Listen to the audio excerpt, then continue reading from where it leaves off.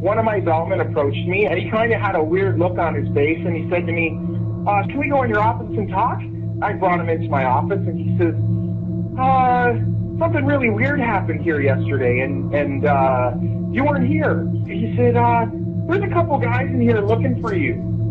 And I said, a couple guys? What do you mean? And he said, well, this is really hard for me to say. He said, but there's a couple really strange-looking men that were here, and they kind of freaked everybody out, and they were asking questions about you. And, of course, now I'm getting a little bit nervous, and I'm like, what are you talking about? And he said, well, he goes, I don't know how to describe them except for extremely odd-looking. They were really, really tall. He said, and they were identical height.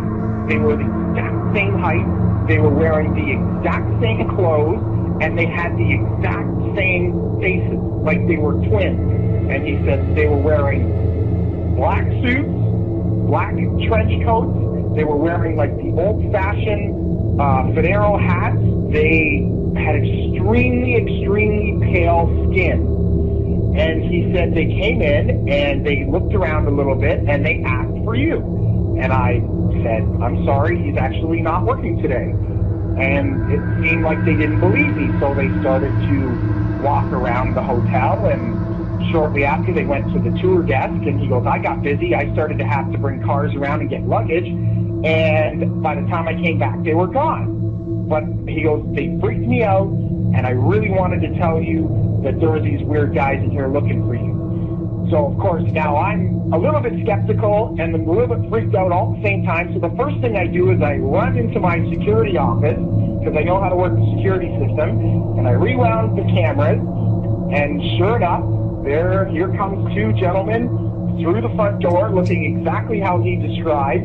Then the next day, I was talking with my tour desk, and one of them asked to talk to me. She came in my office, the same as my bellman, and she said, I need to tell you about something that happened. I heard that you heard that there were some men looking for you. And I said, yes. And she said, they asked a few questions about you, and they said strange things that I didn't understand. And they were talking about governments and conspiracies, and none of it made any sense to me. But she goes, they were very, very scary. And I said, well, why were they scary? And she said, they had no facial hair, none.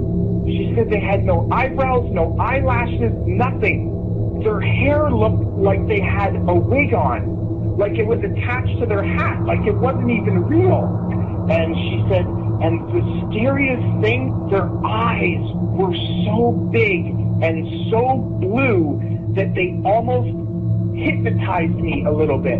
And she goes, and you're going to think I'm crazy when I tell you this, but I swear they knew what I was thinking. I swear. And I don't think I'm crazy, but I don't even know how they could do it, and I don't know why I'm even telling you this.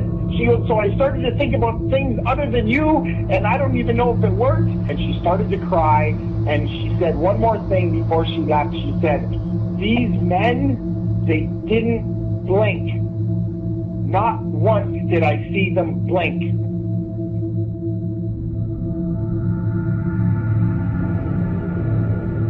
A UFO sighting in an area, and suddenly some men in black show up in a white unmarked van, and here's the footage as this unmarked van shows up and begins either tracking him or doing something. Yeah, there had been actually, they were outside the home of some people who had reported a sighting, I believe the night before. Jeff Gonzalez, who is the state section director and investigator for MUFON, that famous UFO investigation organization, had his video cam because he takes it with him everywhere, and he caught, first you'll see this one van, and then you'll see a second van pull up, unmarked, plain white wrapper vans, no license plates, and geez, this looks very suspicious, Clayton.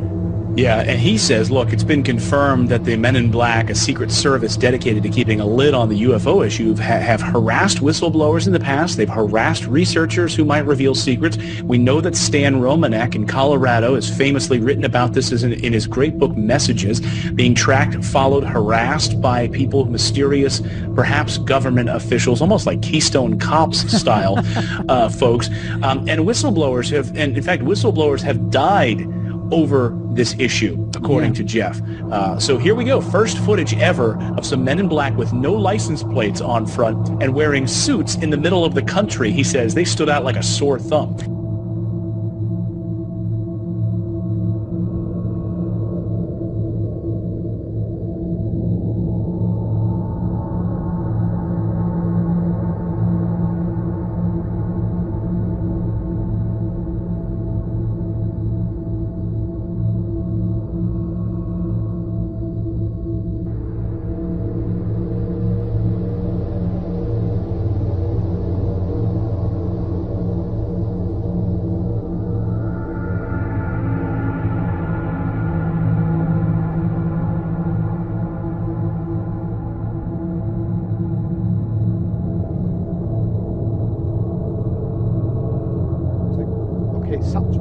Something weird's going on here.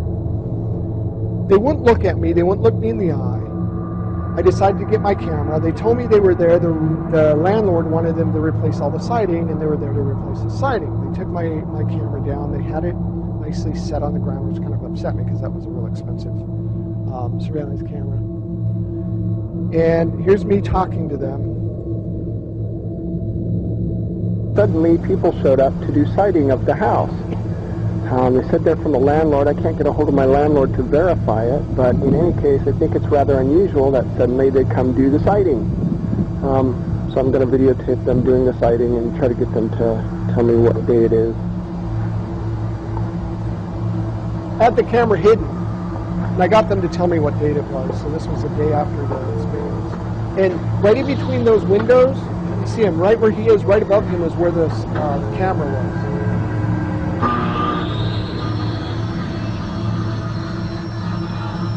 It says Bob Siding from Grand Island, Nebraska. That's what it said on the door. Hey, what's today's date? 8th of October? Never look at me, not once. I try to get in front of them to make them look at me, and they turn away.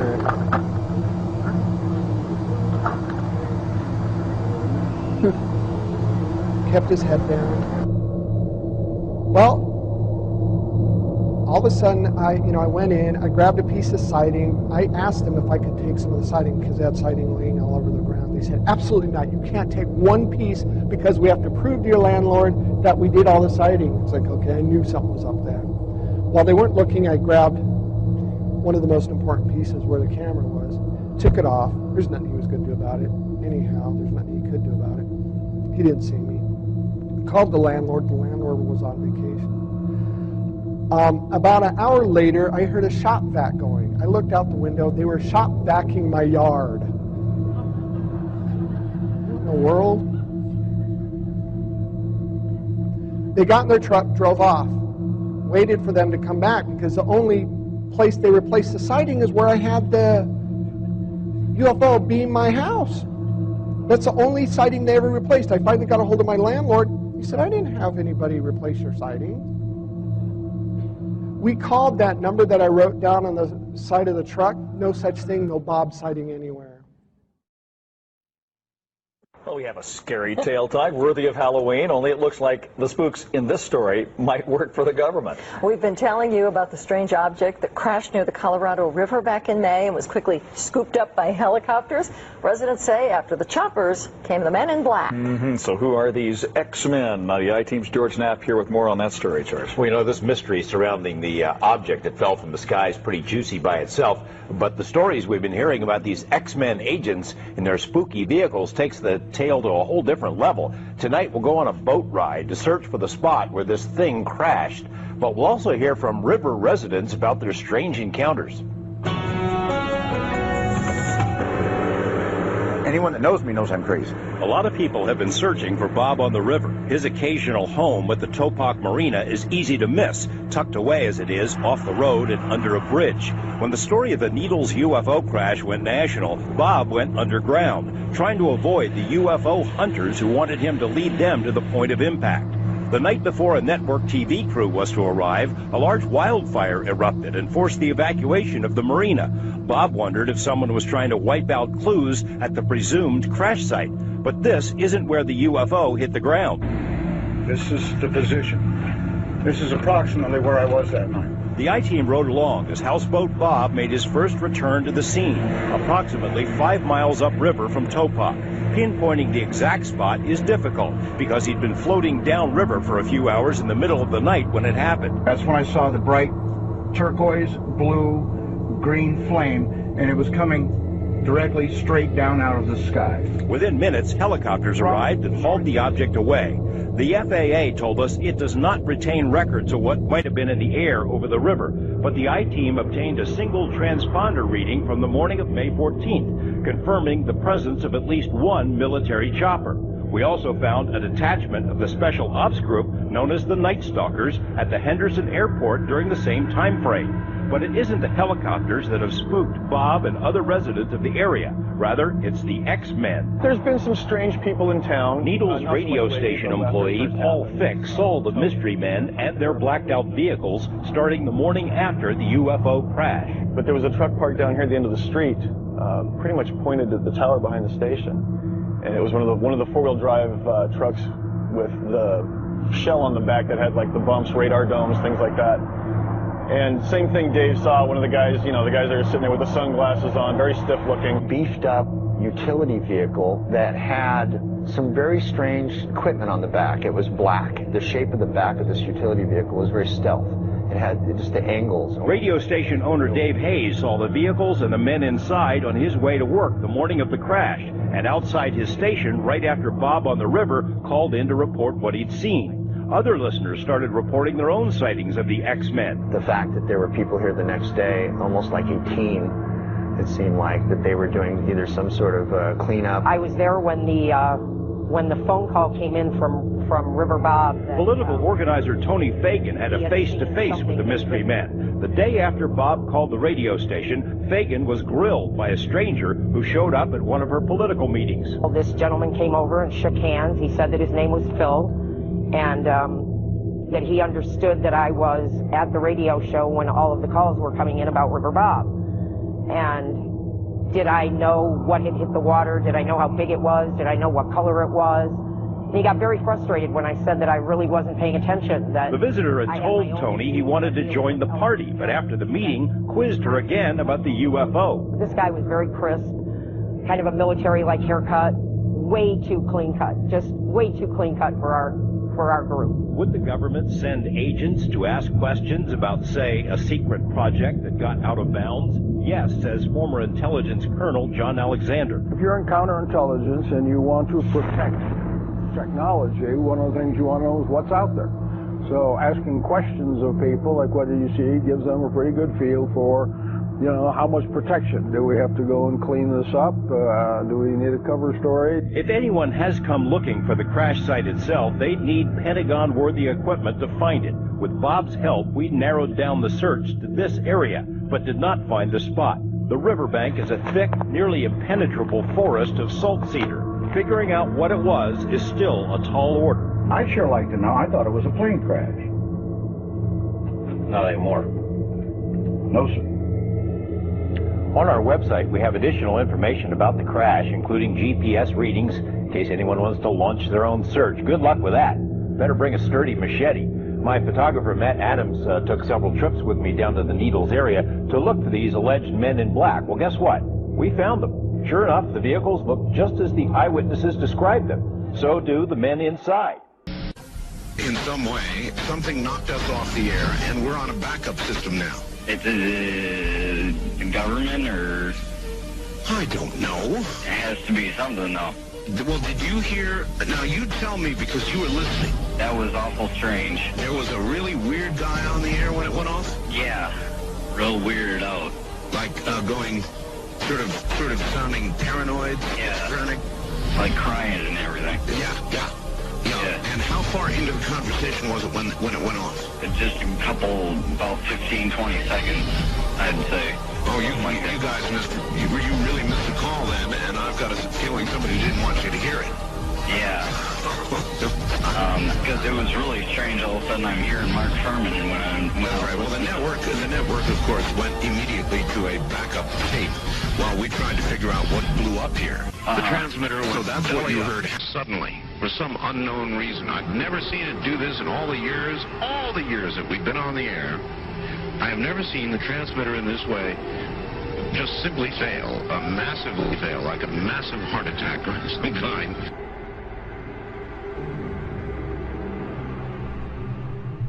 Do you believe, and describe, do you believe that your show was shut down for national security reasons? And tell us a little bit about what happened with the show out there. Well, what happened? We sold the show to Sci-Fi Channel, and it was called Out There, and I basically interviewed all of the people that I admired in various fields of study, like Colin Andrews from the Crop Circle movement, Linda Moulton Howe, the expert on cattle mutilations, John Mack. And let me just put a pin in things right there, because John Mack has taken the study of abductions, UFOs, right out through the other side, and he's going, yes, we know they're here, we know they're coming, we know people have been taken, we know there's experimentation going on, we know people have been told about agendas. What we now have to do is use that as a key and as a motivation to socially transform this planet to a more peaceful, more loving, more tolerant state. So his movement, the movement for social change, has just accepts as a fact abductions, UFOs, interplanetary intervention, and what he's doing is taking it out through the positive side of it and saying, now we must use it to socially transform, and I think his message is great. But I talked to him, I talked to the Allagash guys who were taken in the canoe on that trip in Pennsylvania. The last show we did, I had both Bassett, who has the UFO time clock, and then Greer. Both Bassett and Greer were there. They were my two guests for the day. Well, the show was canceled that afternoon. And I was outside, before I knew it was canceled, in between the interviews. And I was outside, and Britney Spears called me because she wanted me to appear on Saturday Night Live with her. And so I was outside having a cigarette, the phone rang. Oh, Brittany, how you doing? Oh, sure, of course I will. I turned away like this. I turned back, and there was a black Ford across the road, a black Ford sedan. And I was trying to look at the plate, and the plate seemed kind of like fuzzy, and I was, definitely a police car. And two guys were there, and a big, tall guy got out of the back seat. And he stood in the street on 42nd Street it was. We were at 42nd Street and 8th Avenue. And he looked right at me. And literally, I was on the phone. Hey, sure, of course I'd love for the show. Saw the Ford, went back like this, turned back like a half second later, and it was gone. And that car did not go past me. It did not make a U-turn, because I would have seen 42nd Street. I would have seen that thing take a U-turn and go away. That car vanished. That car was a cloaked vehicle of some type. And whether this was like a warning to me, because the guy got out of the back seat, gave me a real dirty look. That car vanished. I know what I saw. And, it was just this fast. It was, oh, hi, Brittany, sure. Oh, of course, I'd love to do. Guy gives me a dirty look. Oh, well, sure. Car gone. That's what happened. And then 2 hours later, we were told we were not to continue taping, and the show was canceled, and none of them would air. I don't know. I don't know. Was that an MIB experience? Black helicopters, military abductions that happen. Sometimes people are taken, and they talk about then being visited by, military personnel and debriefed about their abduction. Was it a technology associated with some of these beings that are visiting that wanted to warn me off, or that wanted to give me verification that I was on the right track? I don't know.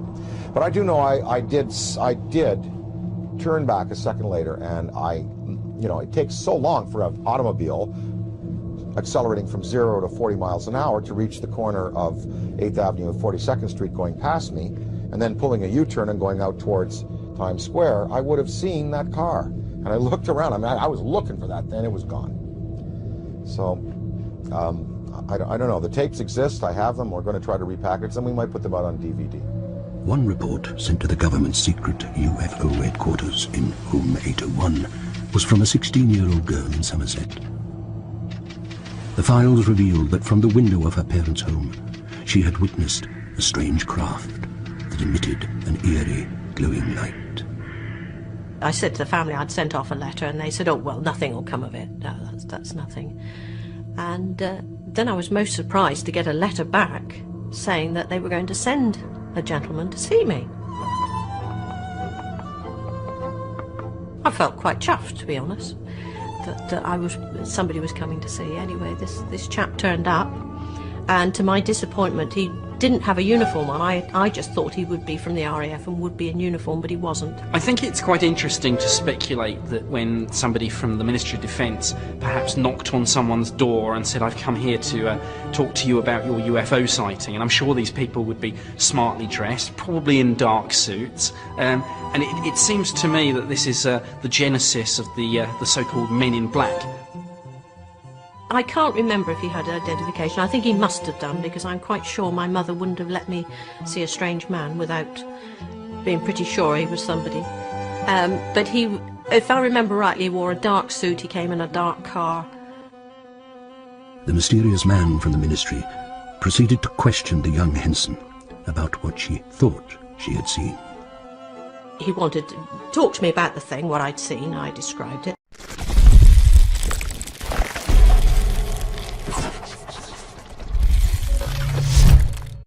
And he decided he would come back that night to try and see it. And of course it was a cloudy night, so he couldn't see it. So he came back, I think, 2 or 3 nights in a row to try and see it. But it was cloudy each time, by which time I was feeling a bit of a fool, to be honest.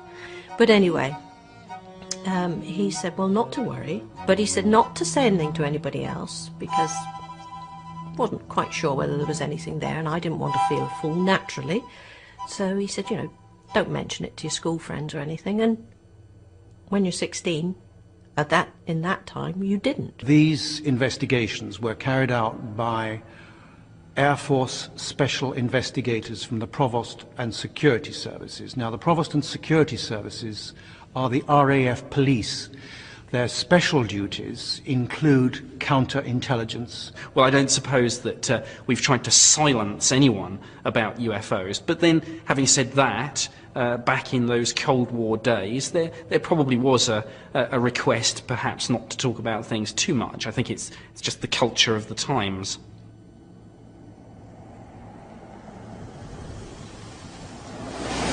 I didn't hear anything for some time, and then eventually a letter came to say that I had discovered, if I remember rightly, a new planet, which I was well chuffed about, but they gave it a number. And I remember thinking, why didn't they call it after me? Because they call other planets after people who discovered them. Why give mine a number? One of the most intriguing ones I investigated occurred in early 1964 and involved the recovery of a small triangular-shaped object from a Midlands forest. And in this particular case, I tracked down various witnesses who recalled seeing military cordons and police cordons turning people away from the area. One witness who stood out more than any other literally stumbled upon the recovery scene of this object, which was being loaded aboard a military transport vehicle.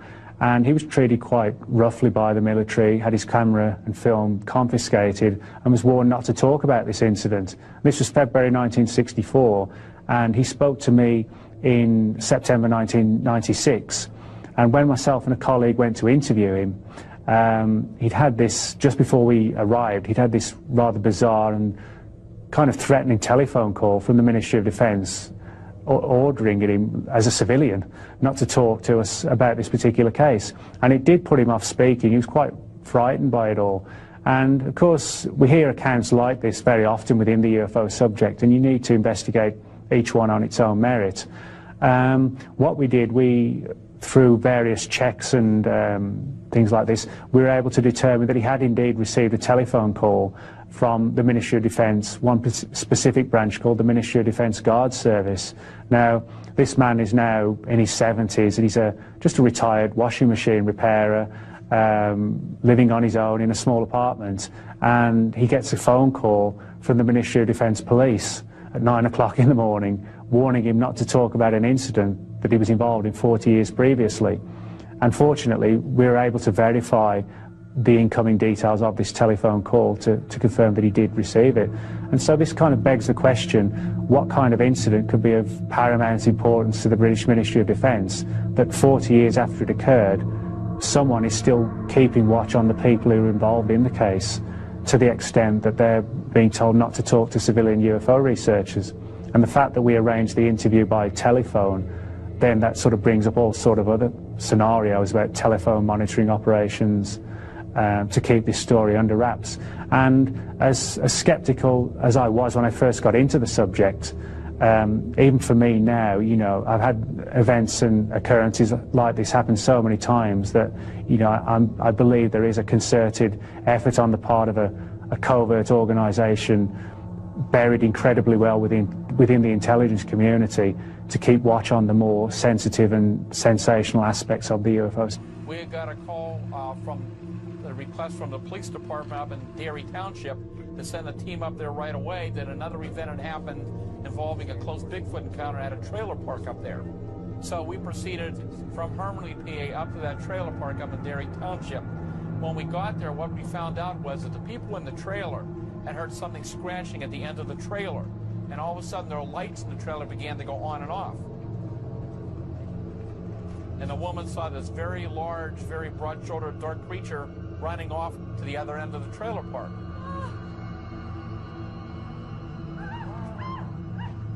Another neighbor had called her because he had seen something very large by her electric meter.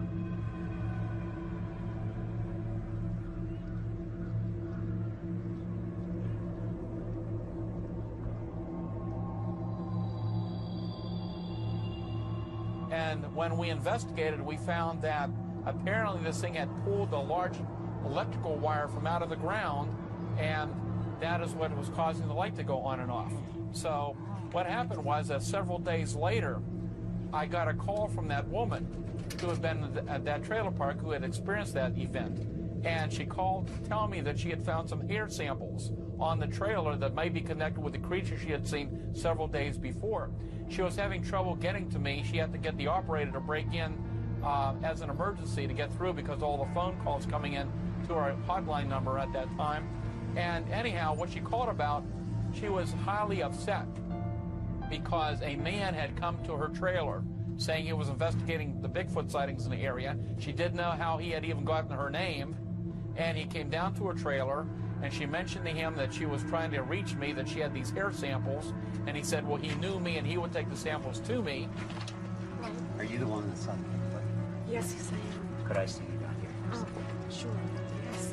Yes, we did over here. Well, I can show you this. First of all, we collected these hair samples. I'm going to take this for me. I also took this picture. You can't have that picture. That belongs to me. I'd really like to have that back. That doesn't belong to you. Investigation. There's a footprint up there. And also there was some other people right there at the trailer looking, some footprints. They had been found right near the trailer, looking around the area as well. There's the footprint. Then it went over to the footprints in the ground and began to destroy the footprints. At that point, the lady began yelling that, you know, who are you? What are you doing? I'm calling the police.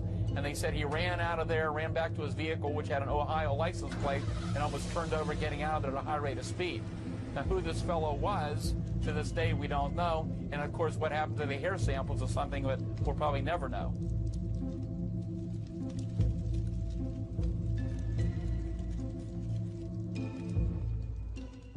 Measures have been taken by agencies to terminate people who appear to be inconvenient or troublesome through knowing too much.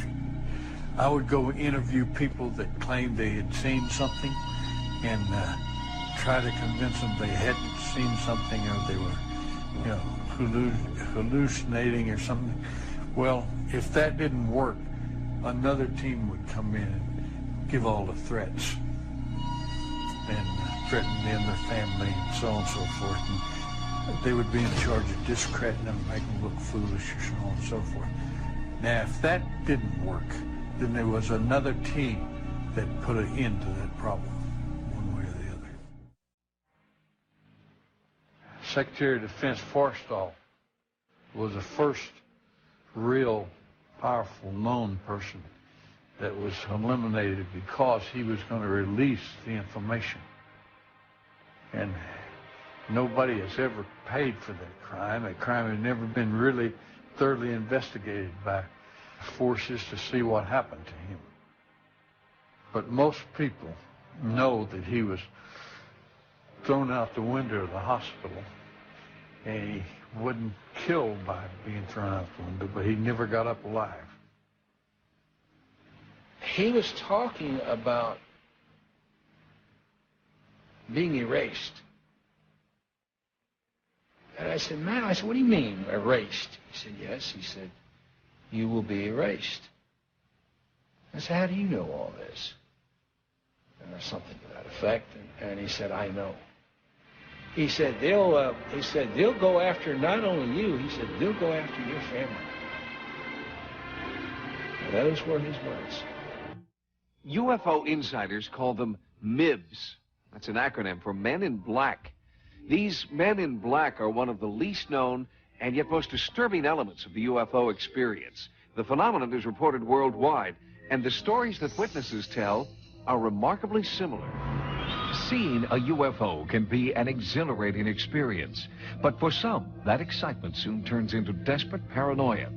After a sighting, some witnesses report that they're threatened and harassed by mysterious thugs known to UFO investigators as MIBs, Men in Black. Just who are these Men in Black? Where do they come from? And why do they seem to be tracking and spying on those who've had a close encounter? There it was. It is a long, lit-up, cigar-shaped object heading just over the rooftop. Then it moved out of sight, and I went back home. And when I got home, my wife said, you just got a phone call. I said, a phone call? And it said that if you talk to the media about this, that your daughter will die. Immediately following a UFO sighting, the strange encounters with MIBs begin. They would walk in seemingly from nowhere, be driving a car that may be as old as 25 years. It would be immaculate, shiny, without a mark on it. The individual, in several cases, drove down to the end of the street, turned, the guy ran down after them, and they were completely gone. Men dressed in black, driving black cars, reportedly follow and sometimes even threaten UFO witnesses, and their motives appear to be strangely sinister. Witnesses driving home from having lunch at a restaurant have reported seeing a UFO. Before they could get home, they had cars waiting for them, warning them not to talk about the case. An investigator was approached by a very Saturn-looking man who said, you know, people that look for UFOs sometimes find problems. There have been a few cases where individuals have died under mysterious circumstances. Reports of contact with MIBs seem to follow a definite pattern and occur throughout the world. One horrified witness was harassed by MIBs after sighting a UFO near Toronto, Canada. And it was about 3 o'clock in the afternoon. There was a knock on the door.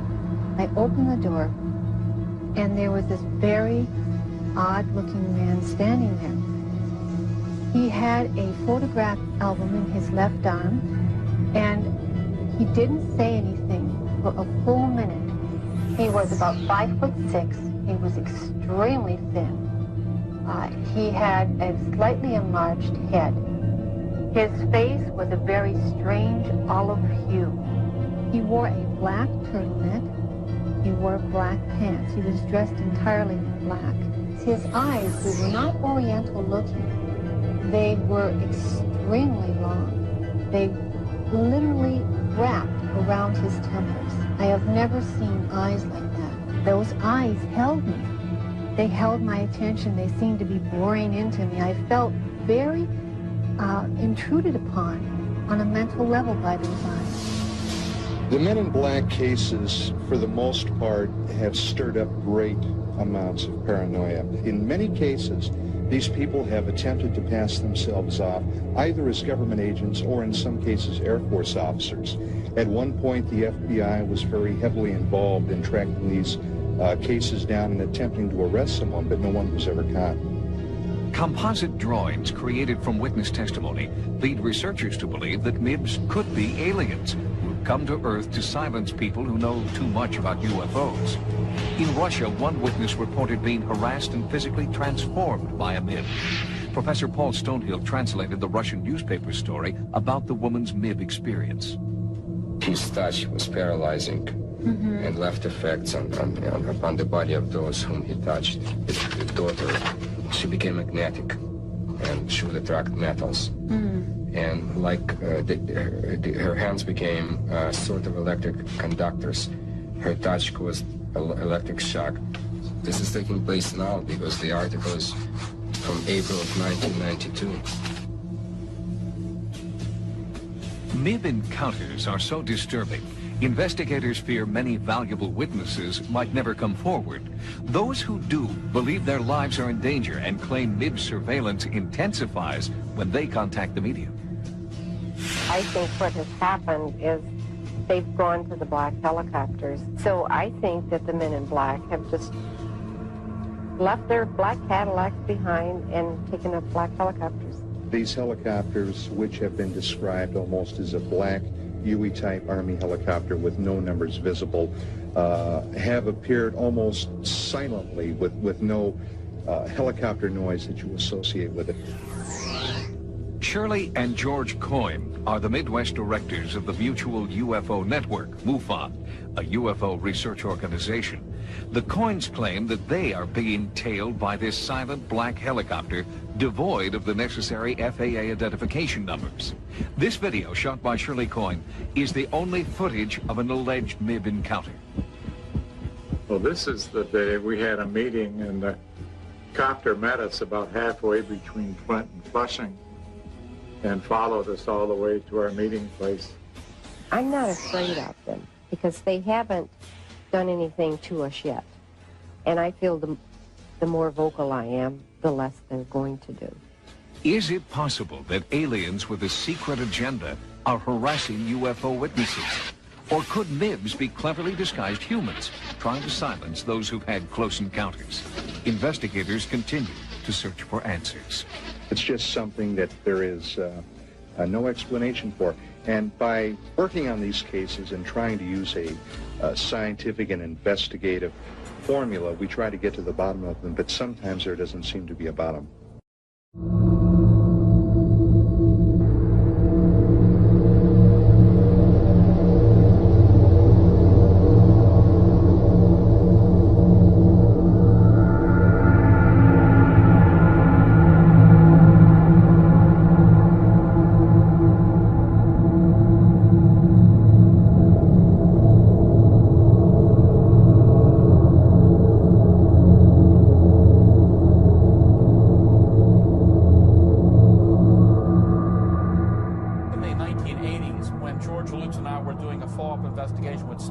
His event that happened in 1973, a very intriguing detail surfaced as we talked to him that day.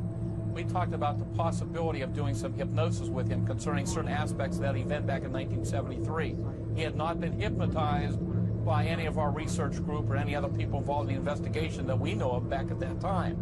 So anyhow, we talked to him about it during the mid-'80s when we were there, and he looked at us and said, "You already did hypnosis." What are you talking about? Yeah, you sent two guys over, an army guy and a guy in a suit. When was this? Like 10 years ago. Are you sure? Positive. They said that we sent them? He said you sent them. He said your name. Guy in a suit said he knew you, Stan, that you told him to come hypnotize me. That's impossible. It wasn't us. Shortly after Stefan reported seeing the UFO and the ape-like creatures near it, he was visited by a man in a dark suit and a military officer.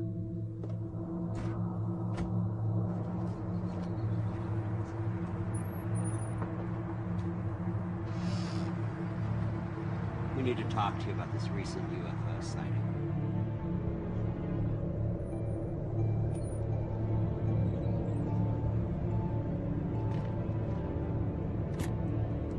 We'd like some more information about what you witnessed the other night. Now, here are a few pictures I'd like to to show you to see if anything matches what you saw. During the interview that these two men had with Stefan, one of the men produced a briefcase, and out of the briefcase he pulled out a number of photographs which apparently were very intriguing to Stefan, because there were photographs of unidentified flying objects and Bigfoot-type creatures. We're friends of Stan Ward's. And he talked to him for quite a while, and then the one gentleman said that they would like to hypnotize him. And he remembered that he pulled a large ring out, and they began to move it in front of his face over and over again, and apparently they did hypnotize him. Backwards from 10. 10, 9, 8, 7, 6, 5, 4. Shoot it! 3, 2,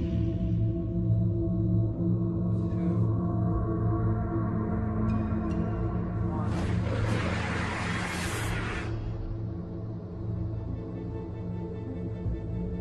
I want you to tell me everything you saw that night. Every single detail. And when that was all over, they said that he wasn't crazy, that he saw what he saw, and that they would be in touch with him again. And that's the last time he ever heard from these people. We asked the Air Force and the Department of Defense if there were covert units that fit the MO of the Men in Black. The Air Force issued a blanket denial. The Department of Defense said we'd never heard of such a thing. Then added, you might try the Air Force. We had intel that this area was the new Area 51, and so we came out here to gather intel and to verify it if indeed that was the case. We had stopped in at Willow Springs Lodge, and a gentleman up there that owned it said, "Are you boys going out into the desert?" And we said, "Yeah." He said, "There's been some strange things happening out in the desert." He said, "Well, are you guys carrying? Do you have guns?" And we said, "Well, yeah." And he said, "Well, good." He said, "Just be alert." So we drove out to this location. It was about 9 o'clock in the morning, and as I pulled out of the little turnout, I looked in the mirror and I could see a dust cloud coming real fast. This vehicle came right up on our, and I kept slowing down, hoping that he'd go around and pass. Well, he did, and he kept slowing down. Finally, Bob said, "Hey, pull over. I've had enough of this." We pulled over. Bob bailed out of the car. I stayed in the car and I adjusted the mirror. Now, there were two individuals in the car. No insignia on the vehicle, no light bar, no nothing. The driver got out, Bob got out. I walked in between the vehicles. He had bloused pants on. Right. Had a vest. I couldn't see a badge, but I knew this guy was dressed in black. He says, "What are you doing out here?" I said, "I'm just taking some pictures." So he says, "I need to see some identification." I says, "I need to see who you are." And this man goes, "This is all you need to see." And he points to the G14 tag. A G14 tag or license plate is a government plate. The General Service Administration, or GSA, maintains vehicles in a motor pool across the country for official use by government agencies and departments. They're numbered G11 through G91. G14 is issued for an interagency motor pool system for large cars. As you can see, this place is very remote. There was the two of them and the two of us and nothing else around.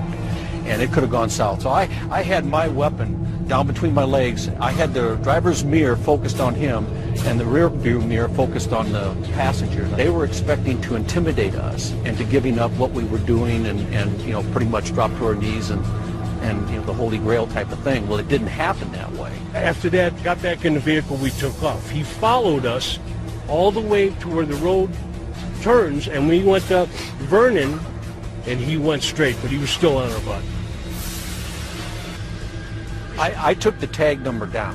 And what'd you find out? Well, it was very interesting when I got back to my jurisdiction, because I was active law enforcement at that time, and I ran the tag, and it came back to a white Jeep for Bureau of Land Management out of Park County, Colorado. And this wasn't a Jeep. And this wasn't a Jeep. So I called the Park County Bureau of Land Management supervisor, and I said, "Do you have a vehicle with this tag number?" And the supervisor goes, "Sure do." And I'm looking at it right out my office window. And Park County, Colorado is 450, 500 miles away. That tag number did not belong on that vehicle. That raised all kinds of red flags with me. The lights appear to be most active over this area, Bald Mountain. Pam Zukovsky is a local newspaper reporter who first broke the UFO story. She was an impartial observer until she hiked to the top of Bald Mountain with UFO investigator Irene MacDonald. Near the summit, the two women had a terrifying encounter.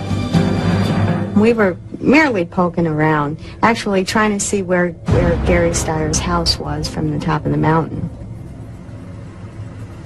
when two men in a pickup truck pulled up, drove up the access road, and they both got out, and one was older and one was younger. They both had guns, and they were incredibly angry. They said, "You're trespassing, you know you're trespassing, what are you doing up here?" I said we were just taking a walk in the winter. I wasn't going to say we were up there looking for evidence of UFOs. When I saw their intense anger and their guns, I knew that in 30 seconds or a minute I either would be alive or I wouldn't be. We agreed to leave, but we had only been up there probably maybe 5 minutes at the most. And what's unusual is the fact that almost everybody at one time or another in this area has climbed that mountain for exercise or recreation and never have been threatened with a gun. Pam Zukovsky never saw the two men again and believes they were not local. She ran a search on their license plate number, but that has only deepened the mystery. The plate number does not exist in any Pennsylvania motor vehicle record. The identity